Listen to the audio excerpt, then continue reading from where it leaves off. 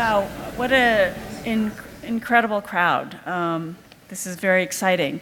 There are people who have not come usually to our architecture series, so it's very exciting to have you come and join us for this lecture. I am Billie Tsien, and I'm here tonight to introduce Hiroshi Sugimoto. First, I must thank Felix Ade and Susan Yun, who arranged for this meeting and helped to make this happen. I also thank the Irwin S. Channon School of Architecture at the Cooper Union, Dean Nader Tarani, and Associate Dean Elizabeth O'Donnell. This program is supported in part by public funds from the New York City Department of Cultural Affairs in partnership with the Council of the Arts and as well by Governor Andrew Cuomo and the New York State Legislature. The Architectural League additionally thanks its members whose support make this possible and other programs as well possible. And I'm also thanking all of you who've bought tickets to come see this incredible presentation tonight. However, most of us here, I think, tonight are architects, and thus our lives are focused on edges and lines. We like things to be crisp and defined. We are the types who crave a certainty of sorts. The first work I can remember seeing of Sugimoto were his photographs of movie theaters. The blinding white, perfect rectangles of the screen seemed to illuminate more than the movie theaters where they were taken. Indeed, they seemed to illuminate the entire room of the galleries where they were shown. And at first, I thought the images were about blankness. But then I learned that the shutter was opened when the film began and closed when the film ended. So that crisp white edge, which seemed to contain nothing, contained the whole story. A lesson. The second works I remember seeing were the images of the sea and the sky. That line where they meet was blurred, sometimes almost invisible, and yet just there. You almost ache to know it exists.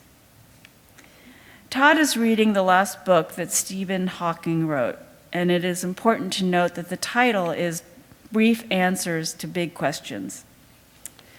Although you wouldn't notice anything, and this is a quote from the book, although you wouldn't notice anything in particular as you fell into a black hole, someone watching you from a distance would never see you cross the event horizon.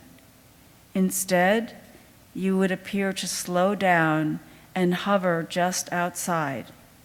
Your image would get dimmer and dimmer and redder until you were effectively lost from sight. As far as the outside world is concerned, you would be lost forever. So to slow down time and get closer and closer but never quite arrive, never to cross the event horizon. Another lesson from the work of Sugimoto. I end with an apology because I have not told you any facts about Hiroshi Sugimoto. But I think it is appropriate to leave the rectangle empty and not define the lines. We welcome you.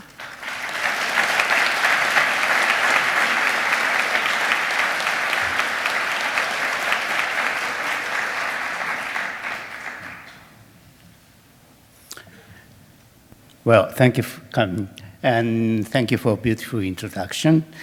I never thought that I'm standing here to speak about my architectural practice.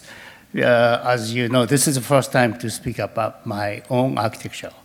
And, well, I am turning 70 years old, and I established my architecture firm 10 years ago. So I still feel that I'm the youngest architect in New York City, only 10 years experience. And well, all of a sudden, I'm 70 years old. I thought I can be relaxed and slowly retiring, but especially this year happened to be the most busiest the fall in my life because I have like 5, 6 shows going on this year, including this. The first one is Versailles show. They pick up one artist every year to do the huge scale show, but this year, by some reason, they only called me 4 months before, so I only had 4 months to prepare. And so it's opened 2 weeks ago in Paris, in Versailles. And where's the pointer? Oh, okay. As you can see, this is what Versailles is so huge, so I decided to use this Trianon area. It's way back of the property where more like a private life of the king and queens took place here. And only the architecture, the practices here in the center, I have a small cube of the glass. It's a tea house. And then also the concept is to make to put the bridge here. But as you know, the Versailles, everything is symmetrical. And as a Japanese aesthetics to bother this completely symmetrical design of the castle, I put this long bridge 3 feet off from the center. So this is like a 40%. So just this small things destroyed all the concept of Versailles. Let me see. Well, such a gorgeous place. And this is, I praise, this space is called Belvedere, and I put my conceptual forms. It's more like a sculpture forms. But this is the shape of the trigonometric function. And this title of this formula is called surface of revolution of constant negative curvature. So I took the name of this show from this sculpture, surface of revolution. It's a double meaning, of course. It's a political revolution took place here, and then also the revolution is spinning of this surface. So it's just the revolution continued till now, but it's only surface. So it has many double meanings here. And then this is so-called non-Euclidean geometry. And this room is basically designed by Euclidean policy, especially in the floor. And of course, I have shown many photography in, this is a Pavillon Français, it's a small pavilion. And my idea is to make a ghost party with my photography. So Napoleon, portrait of Napoleon by wax figure, he was here while he was living. And this was taken very famous Madame Tasso. She was very famous in London, but she was a French lady, and who used to live here in Versailles before Revolution. And she was a tutor for the sister of Louis XVI. So she was actually living here, and she made a wax portrait casted directly from most of the people, including Napoleon.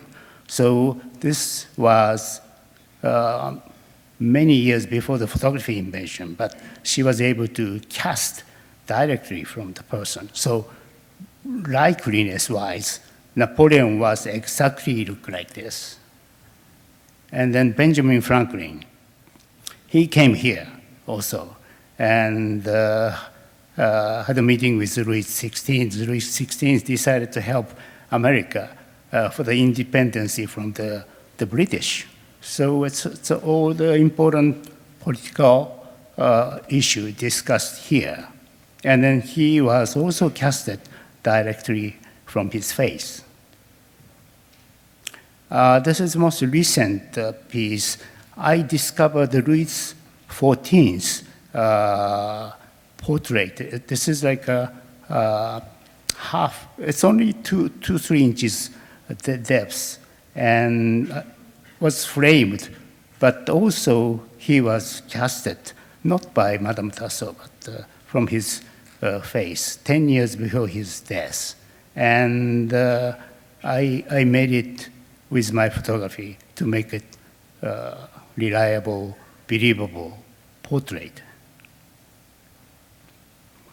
And the Duke of Wellington, he was here. Diana and Queen Elizabeth too. And this is a wax portrait of Norma Schiller acting as Marie Antoinette. This was 1936 movie. And so this is the Grand Trianon area where she was living here. So she came back as a wax portrait again. So it has a very historical, many layers of meanings there. Of course, Emperor Hirohito came here too. And then this is the photos of late afternoon, the scenes of the glass tea house. And I invited the tea master, Sen Sogoku from Kyoto. He is a direct descendant of the Sen no Rikyu's 14th generation. And this was shown as an opening as he was serving tea and then I'm receiving the tea from him. It's a beautiful environment. And then also, most of my show comes with a performing art now.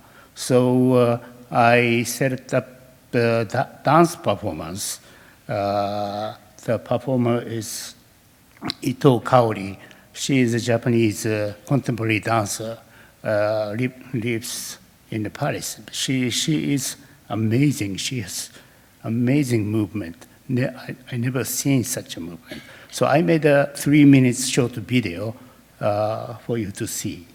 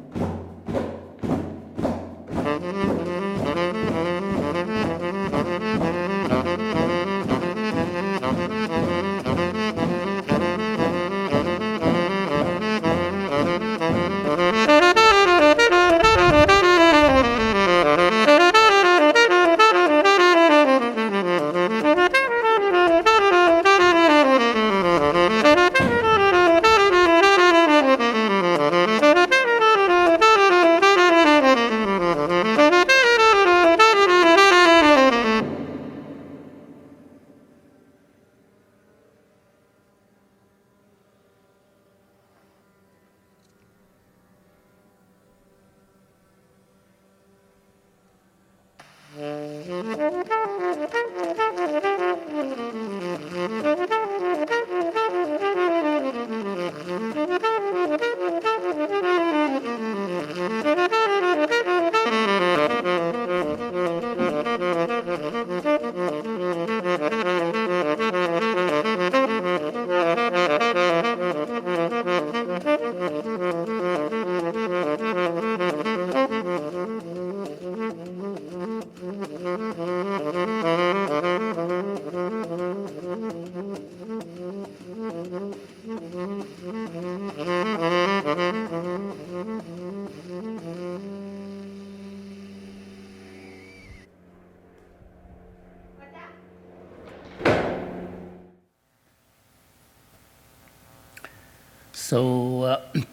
amazing movement.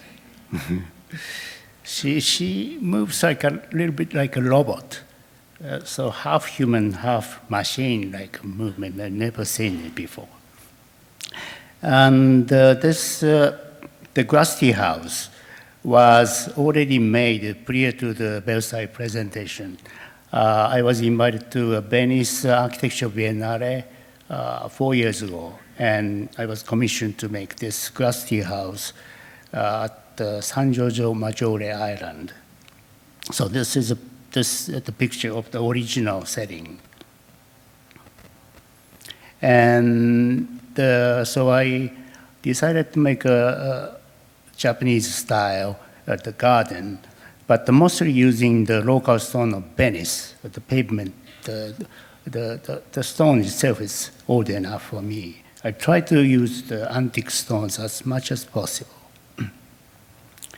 So as people enter this, it's called the roji in Japanese, like a narrow passageway to get into the gate, and actually facing this tower designed by Palladio.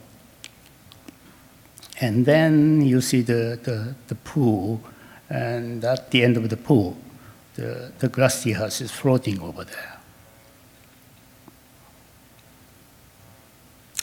The name of this tea house is named Mondrian because of the composition itself is very abstract basis. And original, even the 16th century Sen-no-Rikyu's only survived the tea house called Taian is also very conscious about the composition. So amazing, this is the design of the wall was very well paid attention, the concept of the abstraction of the space. So even before Mondrian, more than 300 years before, the Japanese tea house design is highly considered as an abstract composition.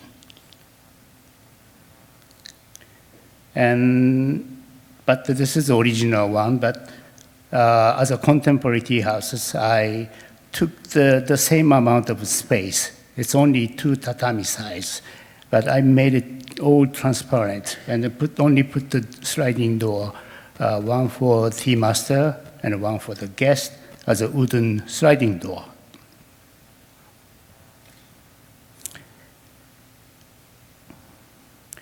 At the opening, Sejima-san came. I gave her tea. And at the same time, I spent almost 3 months in Venice to make this project. I had enough time, so I decided to make my own glass tea bowl with Murano. And sometimes I have blue glass tea bowl. This is white glaze. This is a copy of the Sasanian Persian tea bowl, which came to Japan in the 7th century and stored in Japan. And so this is the ancient style tea bowl. This is an homage to Marcel Duchamp. This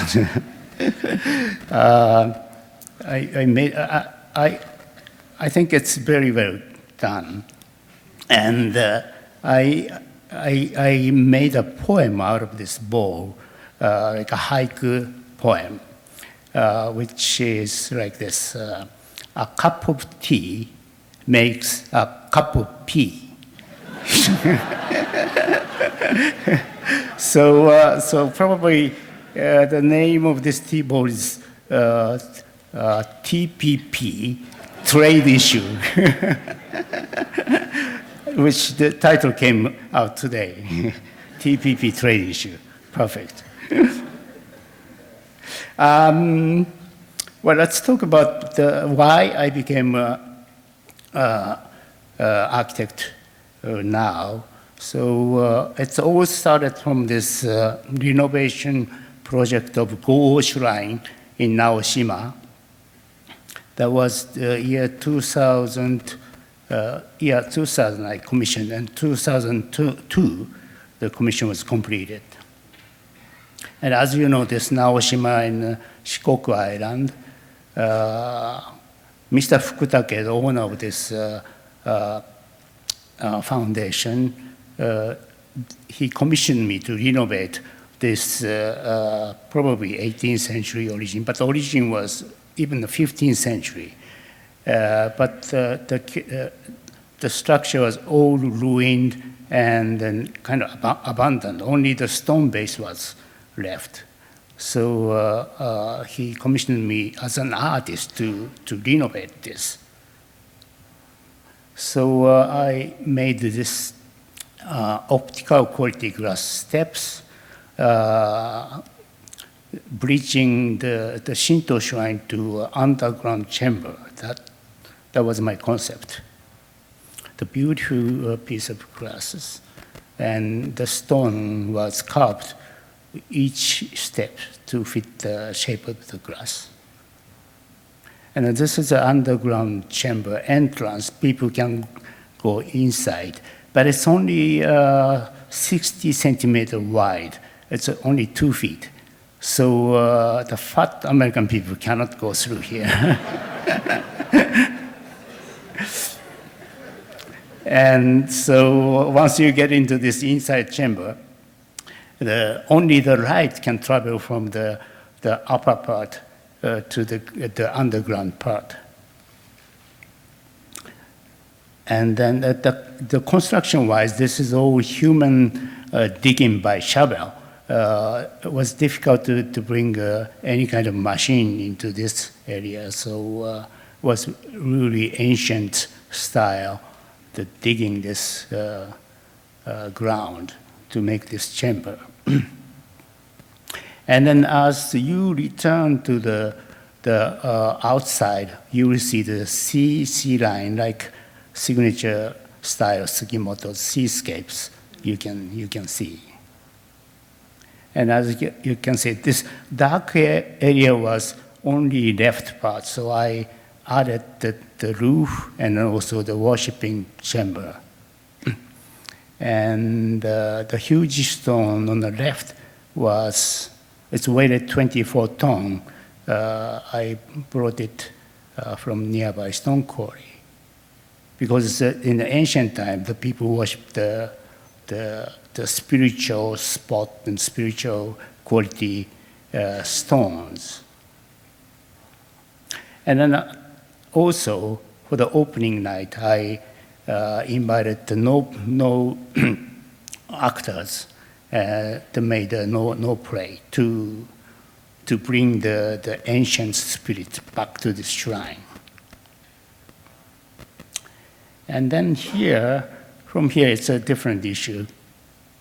This is Daniel Libeskind designed the museum. I was given the opening show for his museum. And a few years ago, I published this book called The Sense of Space. It's only in Japanese. But as an artist, I did many museum shows. Most of them are designed by very famous architects. And as a consumer, as a users of the space, I criticize the space of each museum. So I rated It's many museums. And I can show you some good rated spaces, but I had a score on the back of this book. And sometimes it's a terrible. The worst one is maybe Rem Koolhaas, the Rium Museum. He designed it so radical. So in the center of the gallery space, there's a 2 escalators running into the gallery space. So I cannot hang anything because of this presence of the escalator. As an artist, I have to hide this structure. So many architects designed a beautiful space, but not thinking of hanging the art inside of the space. And in this case, Daniel Libeskind, Royal Ontario Museum, Toronto. First of all, the opening night, the construction hasn't been finished. So I have to do it within a very dusty condition. Only the half part is semi-finished. And the delivery date was the opening date of my show. So I have to design my own space within this space because there's no straight wall and there's no wall to hang my art. So I designed this carved wall by myself and asked Libeskind to make it for me. And since it was an opening show, it was very important. So it's costed $300,000 to make this wall. I asked Libeskind to make this edge as sharp as possible. And if someone touch it, then you cut your finger, that kind of level. And he actually did it. He's very good in that.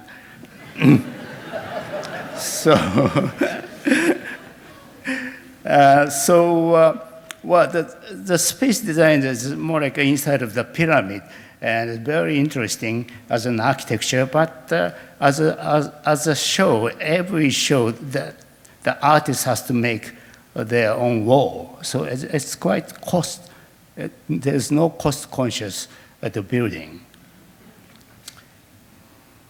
This is a very good, very famous Neue National Gallery in Berlin.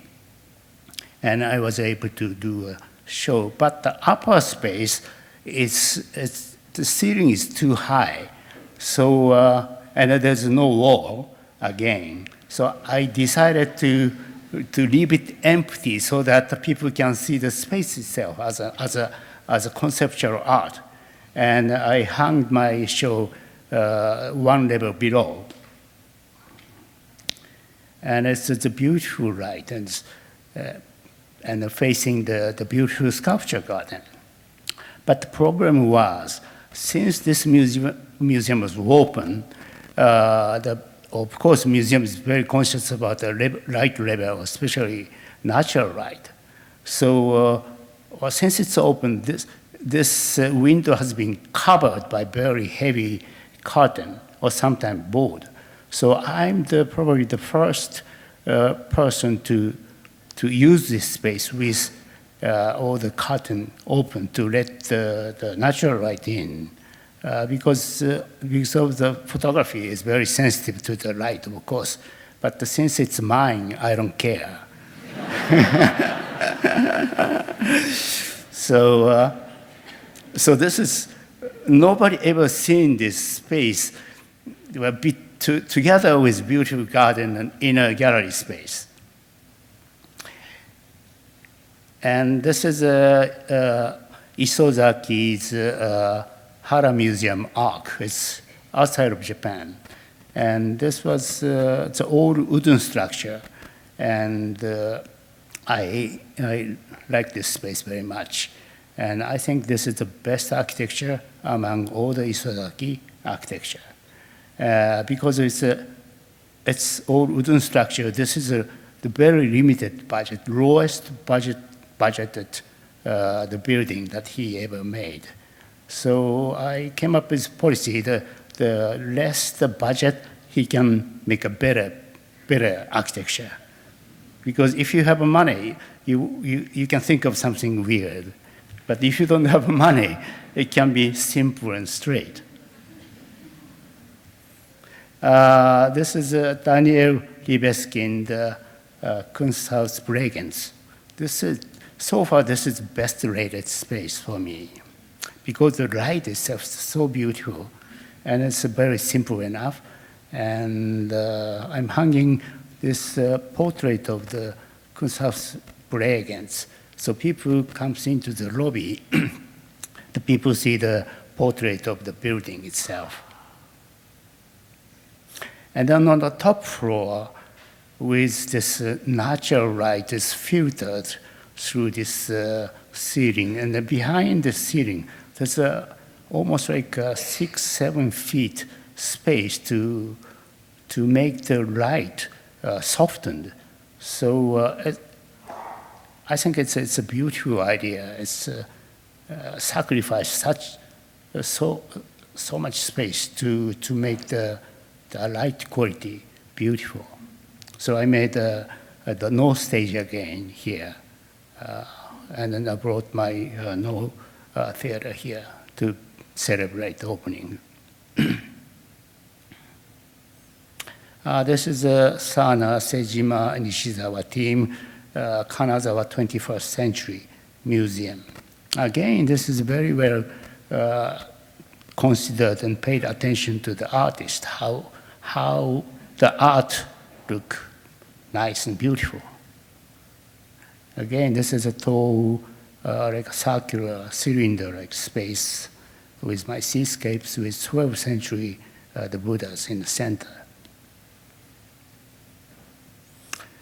This is Ando's Naoshima, one of the hotel he designed, and I was commissioned to redesign the kind of lobby area as a part of my like a semi-permanent installation. This is my pine tree landscape, and I made the white light box underneath to lit my art.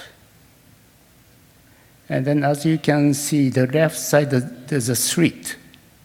And then I intentionally measure the street of this opening and then bring it down to the gallery.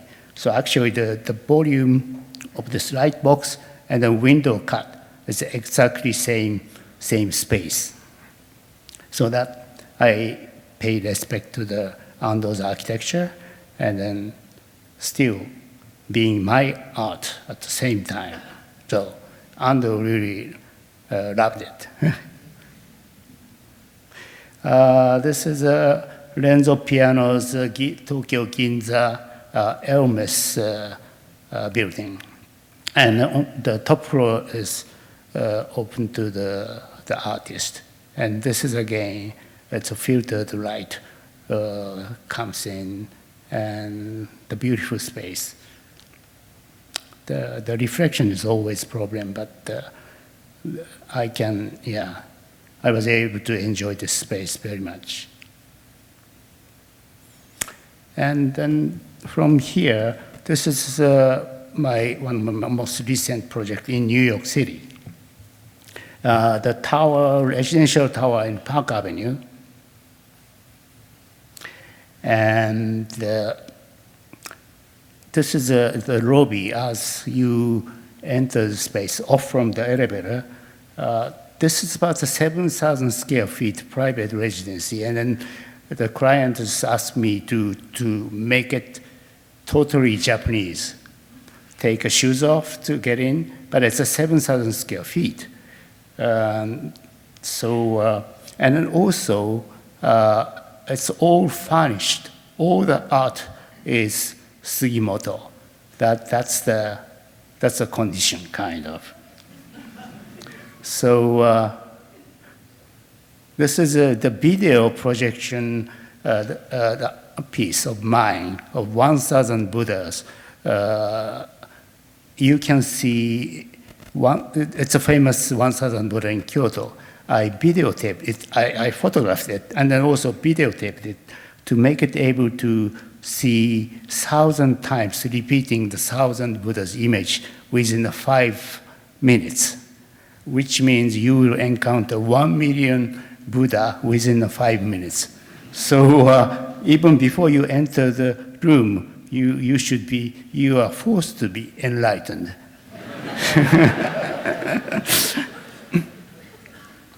And this is one of the door. Let's see. Yeah, this is the entrance. Welcomed by my thunder picture. After you've been enlightened, you get hit by thunder. with the all antique stone. This was from the Kyoto tram car truck paved stone from Kyoto. And then every detail in the corner. This is as you enter, you take the shoes off on this stones from Kurama Mountain, north of the Kyoto. It's probably 18th century. And a beautiful cut of the cedar tree from, I think, Nikko Mountain. And it's a very simple, but the wall is all Japanese traditional stucco. Most of the space covered with the Japanese stucco. And as you can see in the center, this is the crystal quality glass made with my art. It's a 5-layer pagoda with miniature seascapes, transparent seascapes inlaid inside. And then this is the first room. This is a tea room. So people enter the tea room as a first space. This is a 4.5 size tatami tea room. And this is the name of this tea room, Ukitsubo, which is translated floating inner garden, because this is way up, almost like 70, 80s floor from the ground. So it's like a floating. And this is also my calligraphy. So if you commission me an architecture space, you get a very nice free service, like own calligraphy, and then free interior design to choose, and also get a great discount of Sugimoto art.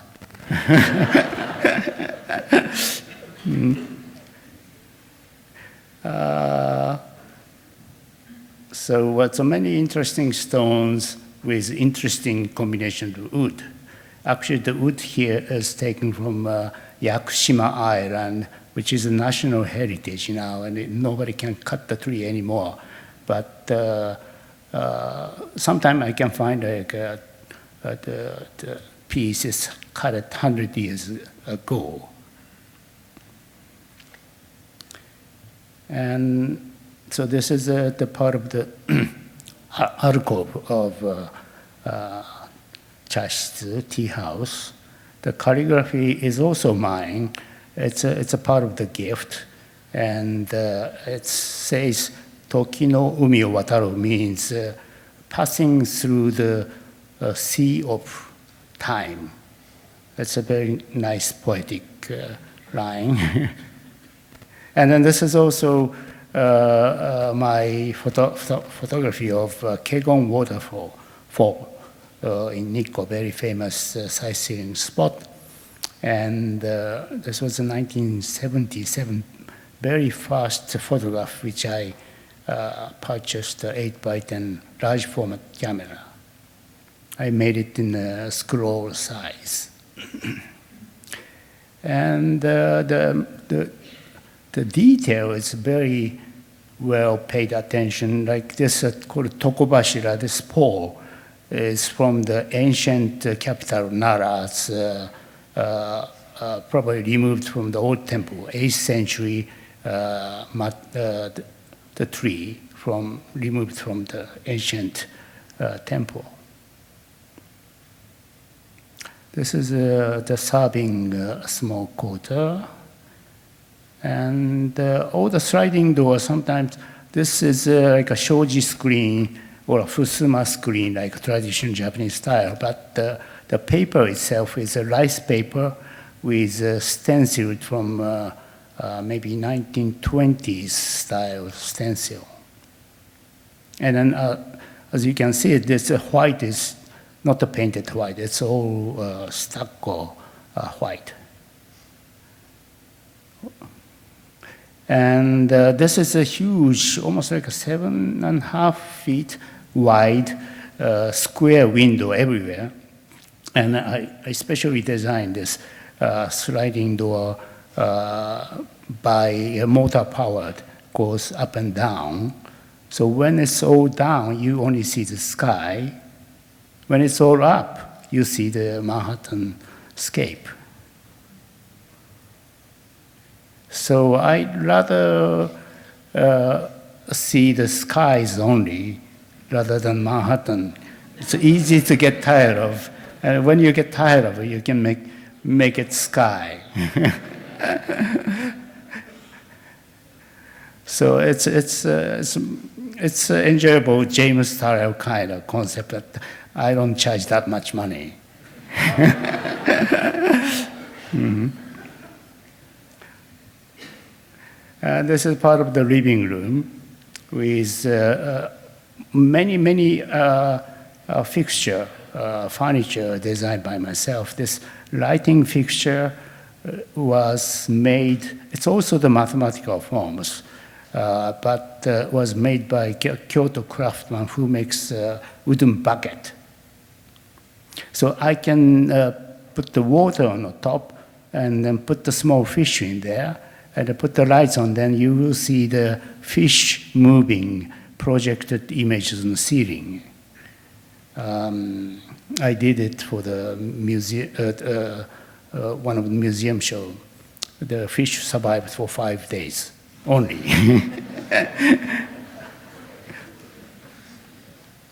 This is a living room with dining table. And on the right, it's a sushi bar. This is, looking at the sushi bar with a miniature bonsai garden. And then small, the furniture round table. And this is, it's called a tropical bonsai. In Japan, there's not such a thing exist. Bonsai should stay small. If it's grown big, it's not considered as a bonsai. But now it's a special development in the United States to make it bigger. Everything is bigger in the United States. And very well studied how to make this bonsai survive inside of the house. So a special lighting system and also the watering system has been considered. It's look very healthy. It's still healthy now. And it's a huge table is also from the one piece of tree from Nikko. The quality of the fine wood is extremely important, and it's very hard to find, even in Japan. The sushi counter. So I organized the sushi chef. I picked the sushi chef in New York, and he's available anytime prior to the invitation. And all the dishes and everything is chosen and designed with my team. This is a kitchen. Also this table and chair, it's an interesting chair. And so I made several different furniture. This is a breakfast table to look at even Empire State View below your eye level. So you can see entire Manhattan Island, and this is the center of this Manhattan Island. It looks like a bridge of the big ship, like a warship. This is a nice scene. And huge French-made stove. And this is a bit like a jump roube kind of concept, but the material itself is it's aluminum banged by human hand to make it very interesting patina. So I call this improved jump roube. This is a living room, no, family room to watch the TV. Again, this is the crystal quality, optical quality glass used as a leg. This is a small office for the owner. And the bedroom bench. And so the bedroom is very simple. It's about five bedrooms here. And every bedroom has Sugimoto's seascapes, a different type. Every time I visit my collector, like Jeff Koons and Murakami, in the living room and seascapes always in the bedroom. So I think there must be a reason. Again, this is a sky version of this corner bedroom, master bedroom. And this, the metal is also traditional Japanese. It's a bronze, not brass, but a specially treated brass to make this very nice color on the surface, the patination. It's called sentoku finish. Even from the Katsura Villa Palace, the metal piece has this kind of finish. So I was able to find the technique again to make available to apply for the rather bigger space. And this is the master bedroom floor. It's a chestnut floor, but also this is traditional Japanese style way of finish. It's actually scraped by hand. And so that each board has totally, it's a different shape, but the same kind of rhythm. And this is the hallway around the elevator hall. So you don't have to go outside. You can jog inside of your house. And the special tile was baked in Nara, the ancient capital of Nara. The same maker who used to make a roof tile for famous Todaishi temple or many temples, they're still making it. So I commissioned to bake it the way exactly the 8th century style temperature. The contemporary tile, commercially made tile is so kind of shiny and silverish surface. So I want to make it nice and soft and real black tile.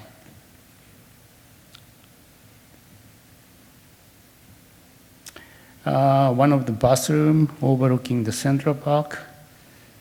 And then this is a wooden bathtub for another bathroom. It's a beautiful water. And then this is a shower room. I wanted to make it like as powerful shower as possible, like like a Zen Buddhist monk is being hit under the waterfall. So I placed the two pieces of big stones as a background, so you can being hit by this the waterfall-like shower. And this is the water room. This is more like a Shinto shrine-like the style bathroom unit. The water never hit the bottom. Underneath of this structure, there's stainless steel, the pan, of course. But the water splashes through this wooden slit and makes very nice sound, very soft, whispering kind of sound.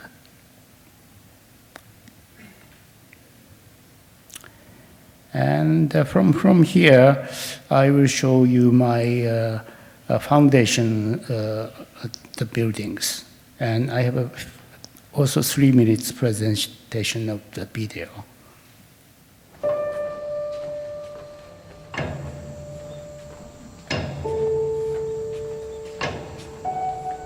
ある日非常に晴れた日だったんですけども、熱海から小田原の方に向かっていくメガネトンネルっていうのが昔はあって、でそこにですね崖の縁にトンネルがあって、そこに窓が開いてるんですよね。でそれでまずパッパッパッとこう映画のコマ落としみたいに海が見える。それで急にここに出るんですよね。そうするとこう180度広がってる海がこう見晴らすことができる。でその印象がものすごく強くて、でそこから僕の記憶が始まるということになるんですよね。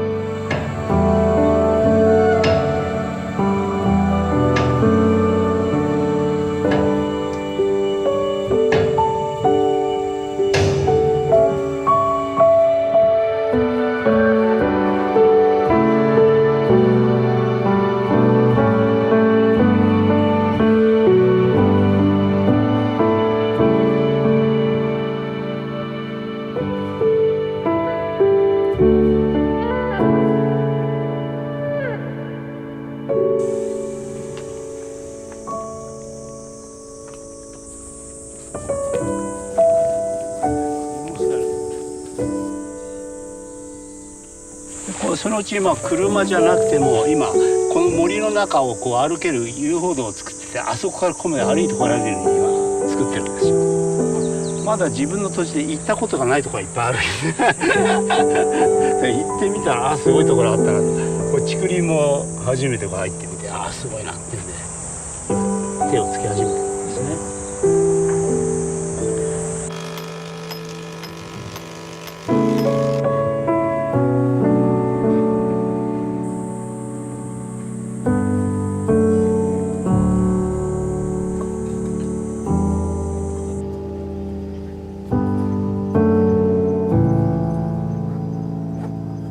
まずは遺跡を作りたいと思ったんですよね。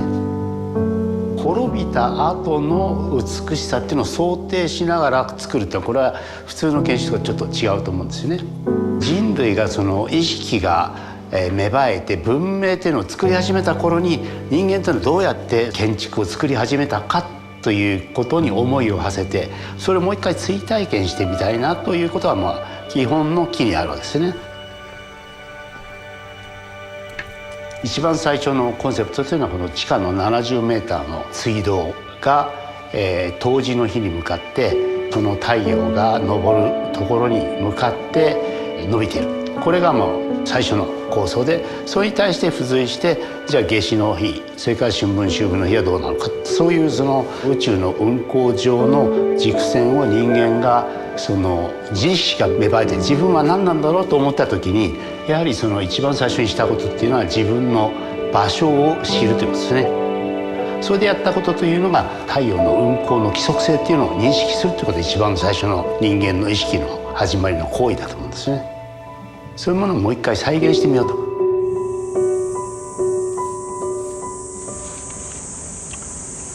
自然の方が全然ね、造形感覚が豊かだ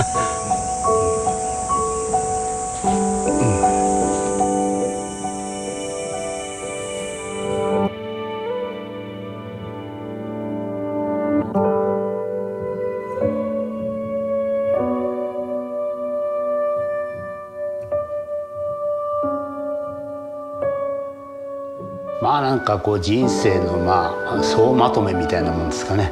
人生の宿題が終わったなっていう感じがしますけどね。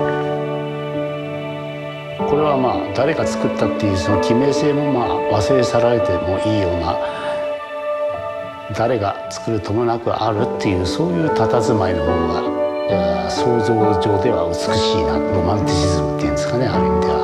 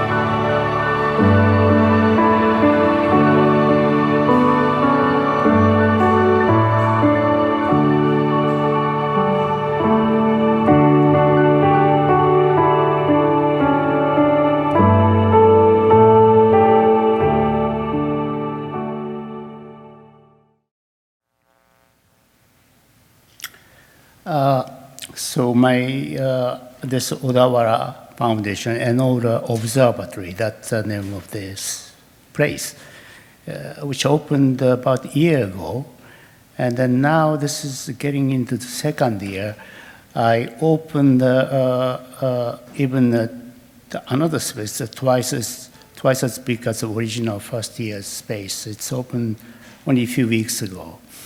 So it's about, the land is about 2 acres I have, and I only opened half of it now. So as long as my life lasts, I keep just making it almost forever as with my life.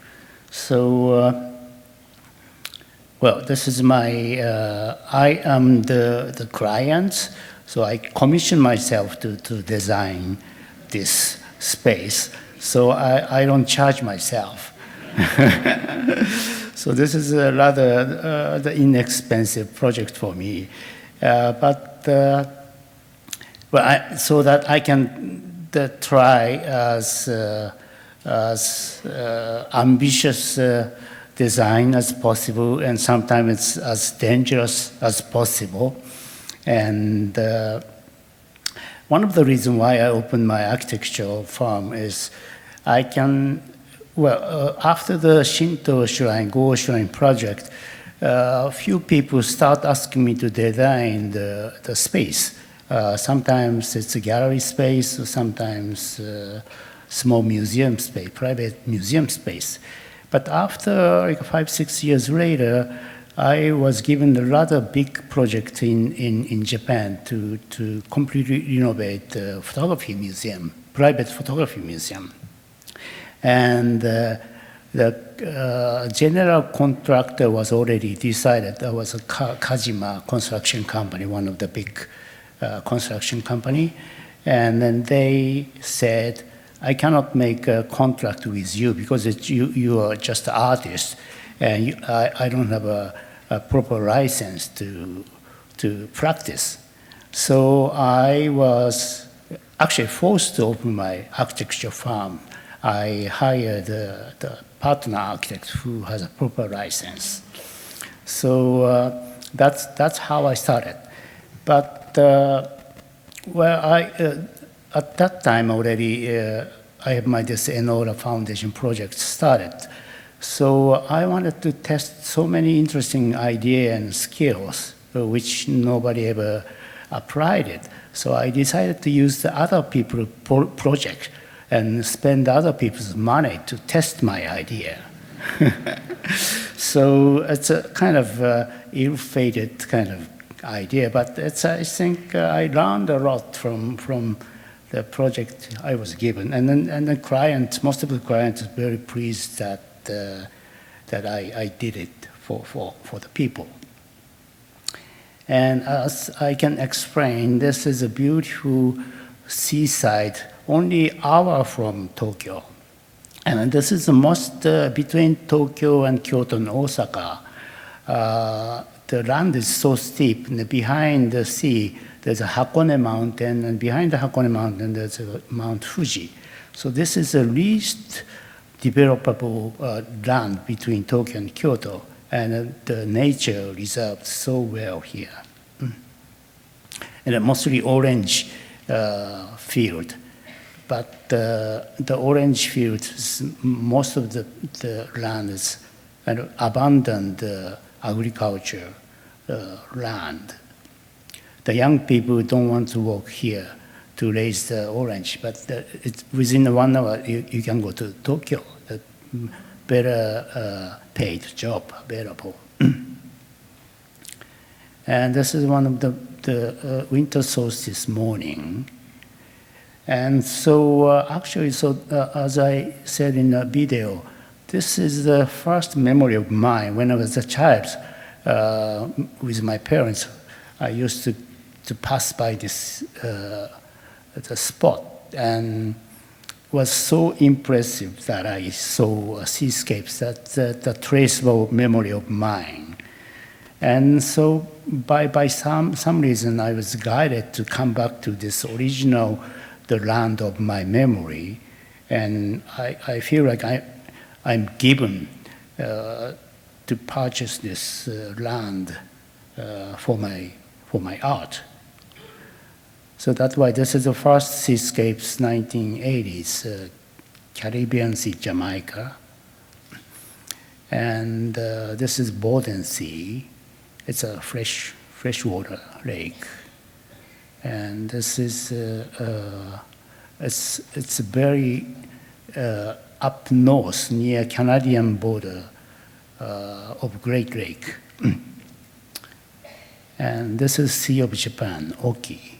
So that's how my career as a photographer and artist started. So it's natural to goes back to the original spot of the seascapes here. This was the scene of 2 years ago, the winter solstice. The sun comes up, and then hit this long tunnel with this stage. And this is the scene of 70-meter tunnel. Light is going through. And after the winter solstice, there was the one day a breezy snowstorm came, and it's this beautiful snow covered.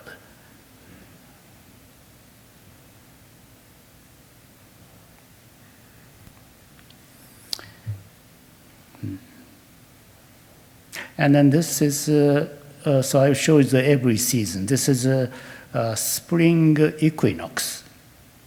It's showing the sun is coming up from the ocean and then hit this stone stage this time, especially this huge one-stone bridge, so that my idea is to start the no play before the sunrise, hour before. And then by the time of the ending of this no story, the morning sunlight will hit the no actor's backside, so that the spirits of the dead is going back to the outer world.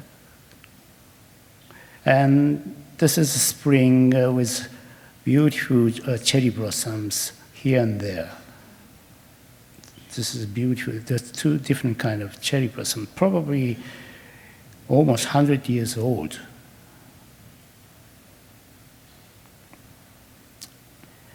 And this is a stone stage as a no stage. The stone used for the bridge is one stone, and its weight 23 tons. So I'm almost like a stone fetish. I go around the stone quarry everywhere, and then find a stone and find a way to carry it to get here. This is a summer solstice, and so the sun is up. For this 100-meter gallery, the sunlight goes through the summer solstice. This is how you can see it 2 years ago. the structure-wise, it's a very, very interesting shape. The cantilever then sticking out from the ground for 12 meters, like this. And also the structure-wise, I wanted to make it one side only the grass, and there's no pillar, nothing support on one side. So this roof is all supported by cantilever from the right side wall. So which means that the grass and then roof never attached. It's a free movement. So in case of the big earthquake, there's an allowance of 2.5 inches. The roof can swing like up and down. The grass is free so that it won't pressure the grass. So the grass is freestanding by itself. It's a structure engineer was Mr. Sato from Tokyo University. He is famous for calculating the very dangerous design. He works for Sejima as well.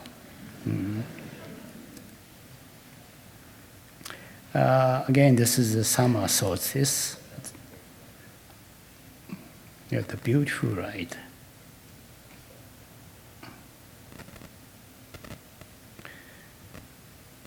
And this is an autumn equinox with this ancient style Shinto Shoen gate as a gate of the tea house. So the sun is coming up, and only one day the sun directly hit the inside of the tea house, like this. But this is not the scene of the equinox, but only for the equinox day. I don't hang any calligraphy, nothing. Just let the sunlight lit the gray wall, and it's beautiful. And this is a copy of the famous Senno-Rikyu's 16th century tea house, Taian. But the only difference is the roof is transferred from the old farmhouse, which used to be here, existed. So I carefully removed this rusted tin roof to be used again for the roof. And the name of this tea house is called Uchoten. It's translated to listen to the raindrops from the heaven. So this is also my childhood memory. When I was playing outside, all of a sudden rain comes, and jumping into the barn house with tin roof, and some interesting sounds of drumming sound of rain hitting the roof. So I wanted to recreate this effect on this tea room. And tea room is not just a tea room. It has to be associated with the proper garden called logi. So in this case, I paid such a detailed attention. Many basic designs borrowed from Katsura Villa Palace in Kyoto, but I tried to modify it by myself as well. And this is a 16th century iron lantern. It's very, very rare. It's an interesting design. The stones, probably this is the 18th century. It's used as a well. It's a four side of the well. It's jointed like this. I'm using it as a stepping stone.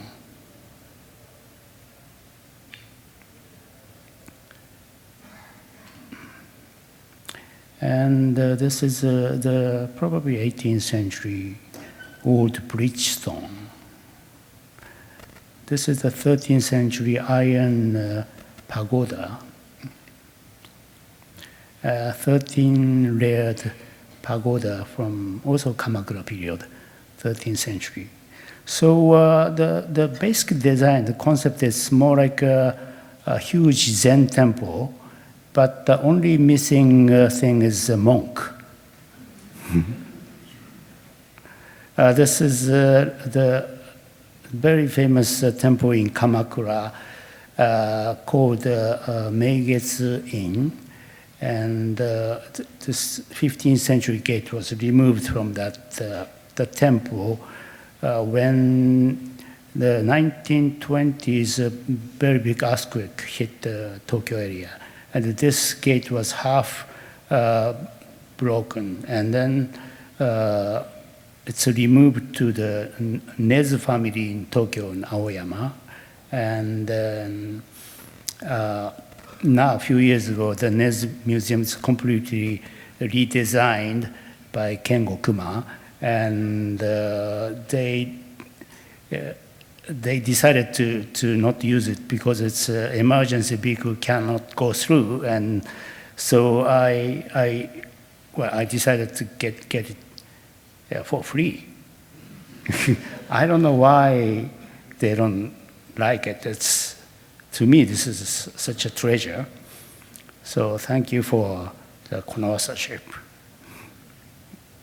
And during this construction, I try to be on the site as much as possible because I make my design and I also make my floor plans and everything with a drafting table. I don't use a computer. And a very old-fashioned style, and trying to make a line and erase it and do it again. That's I can create my sense of space on the drafting board. And after it's completed, I just give it to the young staff so that they can put it in the CAD. But I always I don't trust my drawing or the floor plans, anything. I always be on the site because of the stone, like this huge stone. I discovered it. Then I changed the design totally according to the discovery of the material. So material first and design second. So I cannot design anything without confirmed material. So that's the way I create my space most of the case. So to placing this stone is a very, very important moment. Even if it's just an inch or 2 inches off, it's the harmony you want to made. So those it took almost 1 year to slice off every antique stone to make this shape. So this is a huge stone excavated from nearby stone quarry, and the way this is chiseled and cut off from the base of the stone, those stones were cut during the early 17th century to make a current imperial palace. So it's a very historically important stones. So I can sometimes able to buy it, but sometimes those stones, during the road construction, the city discovered this like a historical stone. So they have to stop the construction and search the historical research. And then after the research, those stones were given it to me. So by some reason, I have a very good sense to search for the stone. When I was young, the young girls knocked my door, but now only the stone knock my door.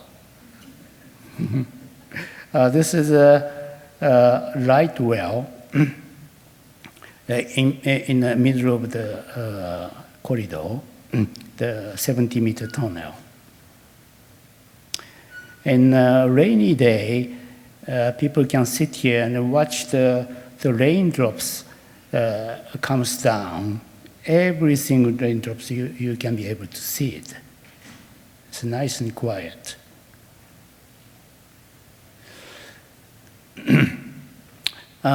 This is another, this is not so old, 1920s, but the wall material, which I try to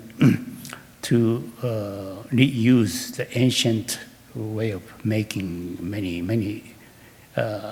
materials. This is only Western antiques removed from, this is 12th century to 13th century Venetian facade used to hang by the house facing Grand Canal. And it's a Tree of Life, the famous Bible story. I was able to find it in London. It's impossible to export from Italy, but I bought it in London, Sotheby's. This is a review.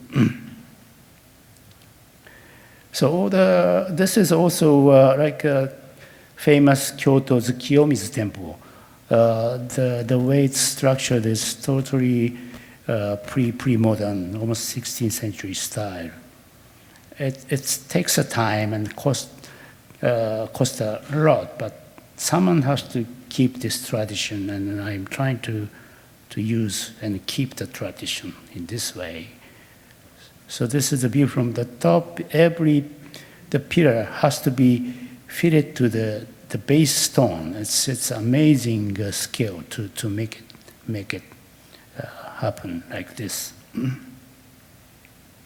The collection of stones, materiality. This is Koten Ko, the beautiful patina. This is most of the Horyuji temple, Todaichi temple, they 8th century technique of piling the antique tile with clay, which takes so long time. You have to do one layer and wait for a week and then try to do it second layer. So nobody can do it in this modern society, but I'm trying to do it even now, the tinted. And also, this is a famous Oya stone. Frank Lloyd Wright favored this stone and used it for the original Imperial Hotel. Many different ways of piling the stone, which I've been studying, like big one, small one, and rather so nice and straight. This is a base stone from the very famous temple in Horyuji, 7th century. This was in the Meiji period. This was excavated from the original site of Horyuji. So it's a very historically important. This is another 8th century Gangoji base stone. And then this is a Japanese Neolithic stone. It's a phallic symbol. I placed it in this kind of natural cave-like spot. And including my piece, like mathematical forms, just placed in front of the bamboo forest. And another one here. And this is a reception area with my art and small garden with beautiful yakusugi table. Probably this tree, at least 2,000 years old. And then I just opened this the collection of fossils, and then old farming tools which left over in this house. It's a really the beginning of the life formation under the water, roughly 500 million years old.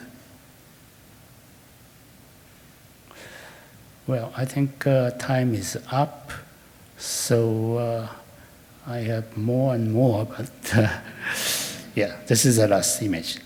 Thank you very much.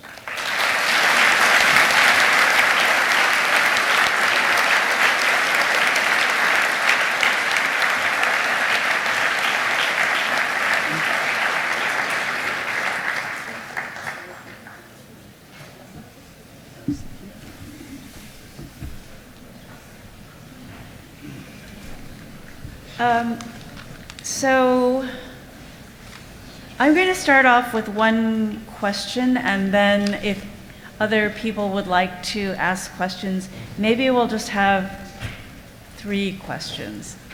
I had 3 questions, now I have to choose a question. Okay. So, Hiroshi, you had a store Yes. called Minge Ah, yes, yes. in the 80s in Soho. 80s, yes. So I remember going there and feeling a deep kinship with the objects you found and had for sale. And I imagine that you probably loved each piece and you didn't want to sell them, because I could see that you're a major hoarder. So if you had to choose 2 favorite objects, one that could fit in the palm of your hand, and the other one too heavy to lift, what would they be? Well, from this Odawara Foundation collection? No, everything? Well, when I was the antique dealer in New York City, it's easy to find the object for my client, because like a Rimpa painting from 18th century that the client is asking me to find, I can find it. But since I quit my dealership because my art starts selling all of a sudden after 1995 Metropolitan Show, I closed my store, of course, but I continue buying. I just stopped selling. I could tell. Yeah. But what, Then it's very difficult to convince myself. It's easy to find something for other people's, but to convince myself is the most difficult things to find. So all my stones here gathered here is my precious material. So I cannot choose, like they are all my children. okay. Are there any questions from the audience? If not, then I will ask my second of the 3 questions. You've talked about your project, the Odawara Foundation, and you said that you want it to have beauty after it is ruined. Do you think you are a nostalgic person? I think yes, I do. I do. Thinking about the civilization, if we keep growing the speed like we do, then the answer is quite clear that we cannot go forever growing. The natural resources are limited, and then the people is growing more every year, like a 5% growth. So sooner or later, we may end our civilization. Then, in that case, how should it be? How can it look beautiful? That's the one idea of policy to design my own foundation. So, if you have some other solution to keep this civilization going on, that's next generation's task, I think. That's a kind of major responsibility to think about how to make your work so that it can. But we are looking at the Greek temples and pyramid. They look so nice after they're gone. So I just want to apply the same kind of policy to my foundation as well. Well, I look forward to visiting it, and hopefully before the world is ended. So then, here, Chris Graves. There's a microphone over there. Oh, yeah. Can everybody hear me though? Do I need the mic? I just wanted to ask, are you going to continue to make photography as well as the architecture? Are you focusing on one, or are you going to be working with both? Well, since every commission comes with Sugimoto art, I have to keep making it. But the situation is getting tougher and tougher. The Fujifilm just stopped producing my 8x10 film this year. So I have only, I don't know, 200 sheets only. So I have to search for some other materials, which is not as good as the quality-wise. The paper-wise, the Ilford company announced me that they are no longer able to make paper for me. They kept making it for last 10 years, only for me, but finally they just quit. So the supply is also a few hundred sheets. So I have to be more careful to print. I cannot make a mistake. So I don't know, by the time the surprise is over, that's the time I die, maybe. Well, that's, Oh, are there any other questions? right here. Here it comes. I just want, I think it would be really great for you to be able to share how you revitalized the Hirshhorn lobby space after it being so moribund since its creation. I don't know if you have any pictures, but it's spectacular. Bang for the buck, so to speak, in terms of what you were able to do and the attractiveness of it for the amount of work that was done. Tremendous multiplier effect, so to speak.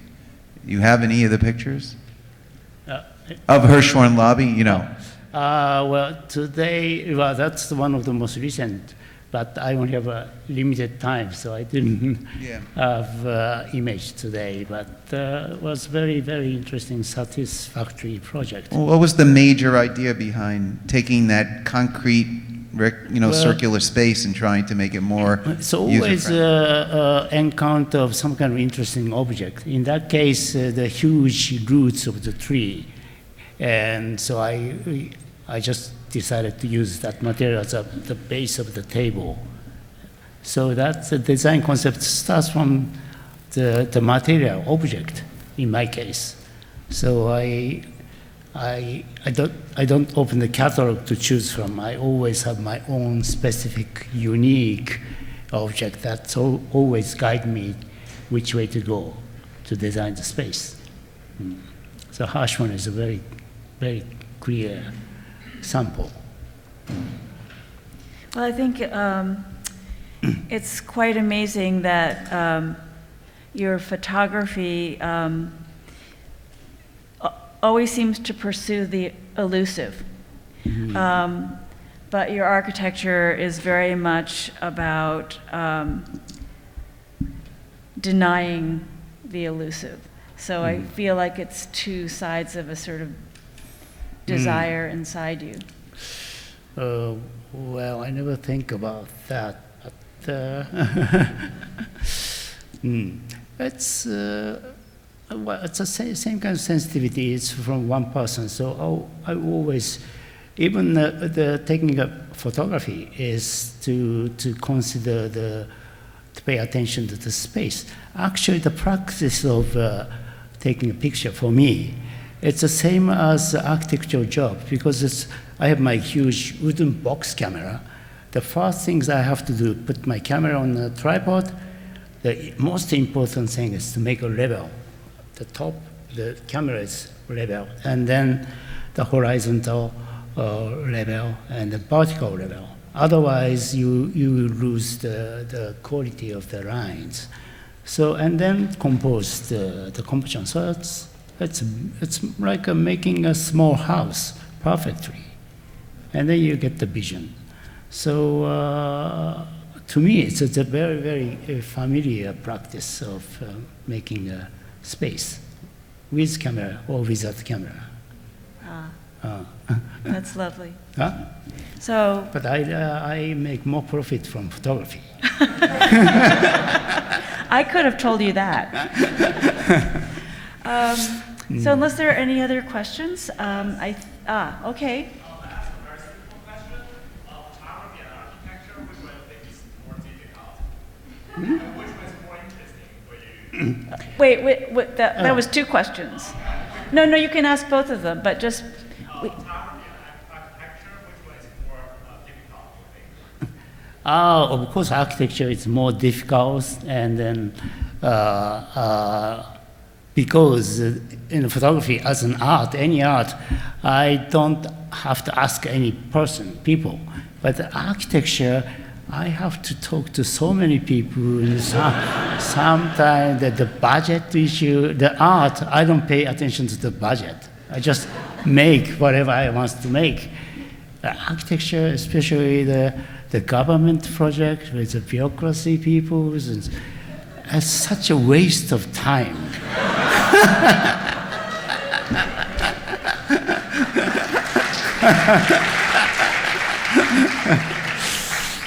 So it's very difficult for little reward. Well, that's architecture, which I found.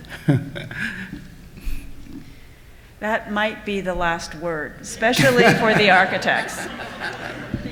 Thank you very much. Thank you very much.